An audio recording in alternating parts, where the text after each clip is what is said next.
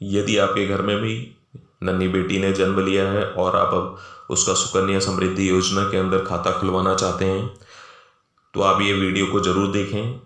Central government के द्वारा 2023 में सुकन्या समृद्धि योजना के अंदर एक बड़ा बदलाव किया है। तो दोस्तों, अगर आपने अभी तक इस चैनल को सब्सक्राइब नहीं किया है तो चैनल सब्सक्राइब कर लीजिए। सुकन्या समृद्धि योजना 2023 के अंदर क्या बदलाव किए गए हैं ये देखते हैं। इस योजना में केवल बालिका का अधिकतम प्रवेश आयु 10 वर्ष होनी चाहिए, यानी इस स्कीम के अंदर 0 से लेकर के 10 वर्ष तक की बालिकाओं का ही प्रवेश है। इसमें सालाना न्यूनतम निवेश राशि 1,000 रुपये से लेकर के अधिकतम 1,50,000 रुपये तक है। सुकन्या समृद्धि योजना के अंदर कुल 15 वर्ष तक प्रीमियम राशि जमा करनी होती है और इसकी परिपक्वता अवधि 21 वर्ष है।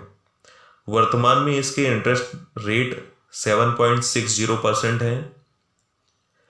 प्रीमियम आप यदि मासिक जमा करना चाहते हैं तो मासिक, और सालाना जमा करते हैं तो सालाना इसके अंदर कर सकते हैं।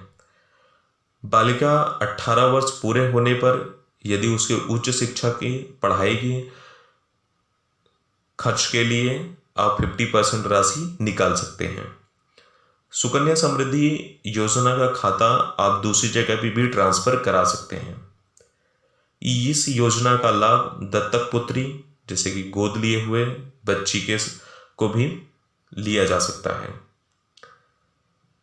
यदि लड़की बालिग हो जाती है तो वो खुद अपने अकाउंट का संचालन कर सकती है। इस स्कीम को लेने के लिए अभी आप यदि सुकन्या समृद्धि योजना लेना चाहते हैं तो उसे कहाँ से करवाएं। ये स्कीम का अकाउंट आप पोस्ट ऑफिस या फिर ऑथराइज बैंक के थ्रू भी ले सकते हैं। ऑथराइज बैंक के अंदर जैसे भारतीय state bank, bank of Baroda, Punjab national bank, bank of India और इंडियन बैंक से आप खाता खुलवा सकते हैं। खाता खुलवाने के लिए आवश्यक दस्तावेज जो लगेंगे वो बच्चे के जन्म प्रमाण पत्र, माता पिता का आधार कार्ड, पैन कार्ड, इसकी आवश्यकता पड़ेगी। दोस्तों, साथ ही सुकन्या समृद्धि योजना में 2023 में कुछ नए बदलाव किए गए हैं। जैसे सुकन्या योजना में न्यूनतम राशि 1,000 रुपये सालाना जमा करने होते हैं, लेकिन अब इस योजना में बदलाव किया गया है। अब यदि आप किसी कारणवश 1,000 रुपये की राशि नहीं जमा कर पाते हैं तो आपको मिलने वाली मेच्योरिटी राशि के ब्याज दर में कोई बदलाव नहीं होगा, यानी आप डिफॉल्टर घोषित नहीं किए जाएंगे।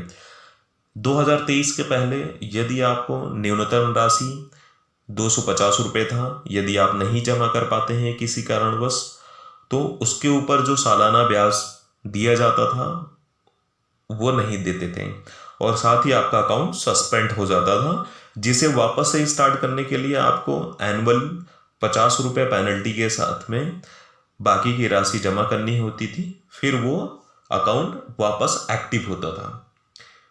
नंबर 2, सुकन्या समृद्धि योजना में केवल 2 बेटियों का ही अकाउंट खुलवा सकते हैं।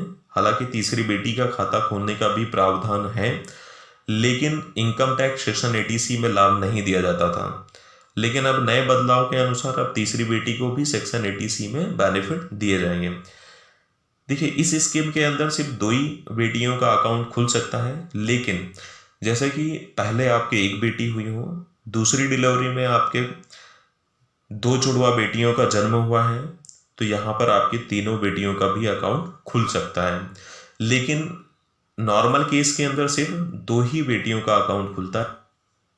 पहले इस स्कीम के अंदर सिर्फ 2 ही बेटियों को सेक्शन 80C के अंदर छूट मिलती थी, लेकिन अभी नए बदलाव के साथ यदि जुड़वा बच्चे हुए हैं और 3 बच्चों का आपका अकाउंट खुल रहा है तो आपको सेक्शन 80C के अंदर टैक्स बेनिफिट तीनों अकाउंट में मिल जाएगा।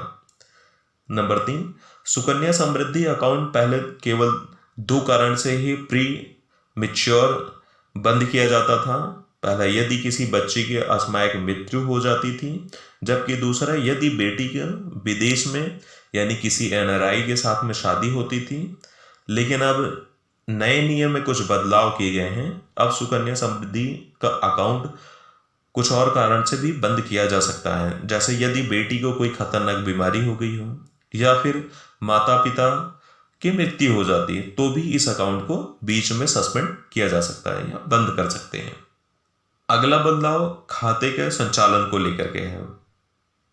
2023 से पहले यदि बेटी 10 वर्ष की ही हो जाती थी तो वह अपने अकाउंट का संचालन कर सकती थी, लेकिन अब नए नियम के अंदर यदि बेटी 18 वर्ष की होती है तो ही वो अपने अकाउंट का संचालन कर पाएगी। तो दोस्तों अभी हम ये चेक करते हैं एग्जाम्पल के तौर पे कि यदि आप इस स्कीम के अंदर जो भी प्रीमियम आप जमा कर रहे हैं उसके मैच्योरिटी पे आपको अप्रॉक्स कितना अमाउंट आज के रेट ऑफ इंटरेस्ट के हिसाब से मिल सकता है। मान लीजिए एग्जाम्पल के तौर पे किसी माता पिता की एक बेटी है और वो अपने बेटी के नाम 1 लाख रुपए सालाना जमा करते हैं और 21 वर्ष की मैच्योरिटी पे वो कितना अमाउंट उन्हें मिलेगा।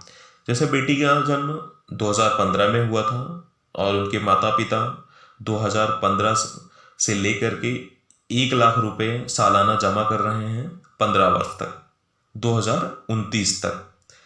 उन्होंने कुल राशि जो जमा किया है 15 लाख रुपए जमा किए।